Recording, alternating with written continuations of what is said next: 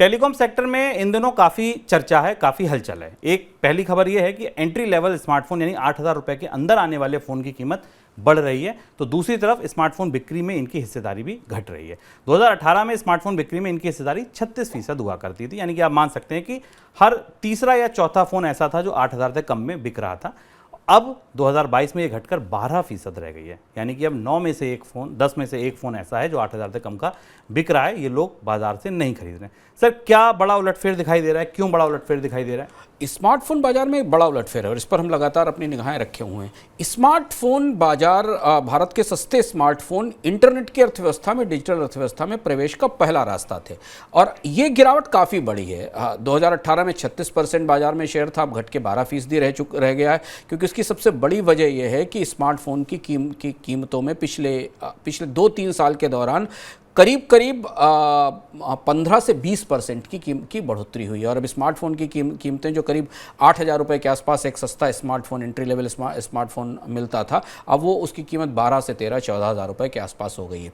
धीमे धीमे स्मार्टफोन का बाजार, जिसे भी बहुत तेज़ी से फैलना था और भारत में बहुत सारे लोगों के पास स्मार्टफोन होने थे, वो बाजार सिकुड़कर हाई एंड फोन्स की तरफ झुक रहा है, जहां महंगे स्मार्टफोन की डिमांड है।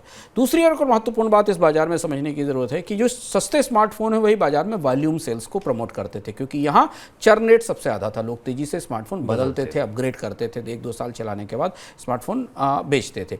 ये गिरावट 2 वजहों से दिखती है। एक तो स्मार्टफोन की कीमतों में बढ़ोतरी, और ये शुभम बड़ा अजीब सा पैराडॉक्स है। भारत ने पिछले 3-4 साल में पीएलआई की जो भी सक्सेस स्टोरी लिखी है, प्रोडक्ट लिंक्ड इंसेंटिव स्कीम की जो भी सक्सेस स्टोरी बनाई है, वो स्मार्टफोन सेलिंग में निवेश में भी बनाई है। भारत में जो असेंबलिंग हो रही है स्मार्टफोन की और निर्यात हो रहा है, उसके बाद भी जबकि भारत में स्मार्टफोन बन रहे हैं और बिक रहे हैं, उनकी कीमतें बढ़ती चली जा रही हैं। भारत के उपभोक्ताओं के लिए इस पीएलआई या प्रोडक्ट लिंक्ड इंसेंटिव स्कीम का नतीजा ये निकल कर आया कि जो फ़ोन 8,000 रुपये में खरीद रहे थे वो 12-14,000 रुपये में उनको मिल रहा है, जबकि भारत ये कह रहा है कि वो स्मार्टफोन असेंबलिंग की, अगर मैन्युफैक्चरिंग ना भी कहे तो असेंबलिंग की सुपर पावर बन रहा है। ये बड़ा फेरबदल अब आने वाले समय में और भी ज़्यादा चुनौती पैदा करेगा, क्योंकि भारत में एक बड़े हिस्से को अभी इंटरनेट की और डिजिटल डिवाइड की गर्त से बाहर निकालकर इंटरनेट की मुख्य धारा में लाया जाना है। सर, अगला सवाल मेरा इसी पर था कि क्या इंटरनेट कंजम्पशन पर भी इसका असर पड़ेगा? अब इंटरनेट कंजम्पशन का नंबर आ चुका है। भारत में पहली बार ऐसा हुआ जब पिछले साल के, मतलब 2022 के आखिरी 2 महीनों में भारत में इंटरनेट की विकास दर सिंगल डिजिट में घट कर आ गई। ये बेहद चौंकाने वाली खबर थी। भारत में इंटरनेट की ग्रोथ रेट कम होना अप्रत्याशित था, क्योंकि ये माना जा रहा था कि भारत तो अभी इंटरनेट की दृष्टि से बेहद बेसिक बाजार है। यहाँ तो लोग अभी 100 रुपये, 50 रुपये, 60 रुपये के डेटा प्लान को लेकर इंटरनेट का इस्तेमाल करते हैं। और 2 बहुत बड़ी क्रांतियाँ जो भारत के इंटरनेट स्पेस में होने वाली थी, वो इस बात पर निर्भर थी कि भारत में कितने लोग स्मार्टफोन खरीदते हैं और कितना ज़्यादा इंटरनेट का इस्तेमाल करते हैं। एक क्रांति थी जो हमको फिनटेक के तौर पर, digital economy, digital finance, digital payments के तौर पर देखी जानी थी, और दूसरी क्रांति दिखनी थी ई कॉमर्स के तौर पर, कि लोग ऑनलाइन शॉपिंग करेंगे और ख़रीदारी करेंगे। स्मार्टफोन की महंगाई कैसे एक पूरा चक्र बनाती है। स्मार्टफोन की महंगाई ने भारत में स्मार्टफोन खरीदने की संख्या घटा दी।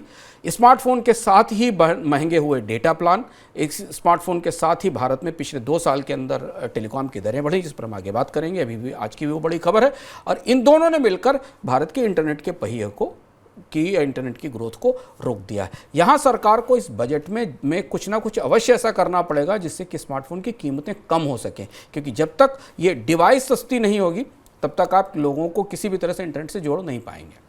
फोन यूजर्स को दूसरा बड़ा झटका एयरटेल की तरफ से लगा। देश की दूसरी सबसे बड़ी टेलीकॉम कंपनी एयरटेल ने 7 सर्कल्स में 155 रुपये में नया एंट्री प्लान पेश किया। एंट्री प्लान का मतलब जो सबसे सस्ता प्लान है, इससे सस्ते में आप इंटरनेट चला ही नहीं सकते, बात कर ही नहीं सकते। अब पहले के मुकाबले एंट्री लेवल प्लान 57% महंगा हो गया है। 99 रुपये का प्लान खत्म ही हो गया, 99 की जगह ये 155 रुपये का प्लान आ गया। सर, एयरटेल की ओर से बढ़ोतरी बाजार में क्या असर डालेगी? नवंबर 2021 से भारत में मोबाइल दरें 20 से 21% बढ़ चुकी हैं, और हमें ध्यान रखना ज़रूरी है कि भारत का मोबाइल बाजार या भारत का मोबाइल सर्विसेज बाजार स्पष्ट रूप से डुओपोली है, जहां पर 2 कंपनियां मौजूद हैं। एयरटेल ने यह कहा था कि वो 200 रुपये कम से कम 200 रुपये प्रति उपभोक्ता राजस्व को लक्ष्य करेगी और धीमे धीमे कंपनी बढ़ते बढ़ते वहाँ तक आ गई। 2020 से 2021 तक भारत में एंट्री लेवल प्लान 70-80 रुपये के आसपास होते थे। बढ़ते बढ़ते अब 155 रुपये का बेसिक बुनियादी प्लान होगा, यानी अगर आप फ़ोन खरीदते हैं तो आपको 155 रुपये का कम से कम रिचार्ज कराना पड़ेगा। एयरटेल ने पहले उड़ीसा और एक और सर्किल में, हरियाणा 2 सर्किल्स में इसका ट्रायल किया था, और लेकिन अब इसने इसे पूरे देश में लागू कर दिया गया। एयरटेल के बाद दूसरी कंपनी शायद तुरंत इस टैरिफ हाइक की तरफ बढ़ेगी, वो वोडाफोन हो सकती है, क्योंकि वोडाफोन आर्थिक रूप से गहरे संकट में। हम लगातार देख रहे हैं कि वोडाफोन अपने बकाये नहीं चुका पा रही है टावर कंपनियों को, और कर्ज की समस्या से दबी हुई। और जियो पर भी इस बात का दबाव होगा कि वो दरों में बढ़ोतरी करे। अभी रिलायंस जियो के नतीजे आए हैं जिसमें कंपनी के आरपू में कोई बड़ी बढ़ोतरी नहीं दिखाई दी है, और अब रिलायंस जियो को अगर आगे मुनाफा कमाना है तो उसे टैरिफ में बढ़ोतरी करनी पड़ेगी। तो आप पूरा जो रसायन है भारत के टेलीकॉम बाजार का, जो सबसे ज़्यादा 2 वजहों से सबसे महत्वपूर्ण माना गया था पिछले 1 दशक में, कि दुनिया में सबसे सस्ती कॉल, दुनिया में सबसे सस्ता टैरिफ, और दुनिया में सबसे सस्ता मोबाइल। अब दोनों चीज़ें पलटकर उल्टी हो गई। दुनिया में, भारत में स्मार्टफोन भी महंगे हो गए और उनको इस्तेमाल करने की लागत और टैरिफ भी बढ़कर ऊपर आ गए, और ये महंगाई हमें खुदरा महंगाई में भी रिफ्लेक्ट होती दिखाई देगी।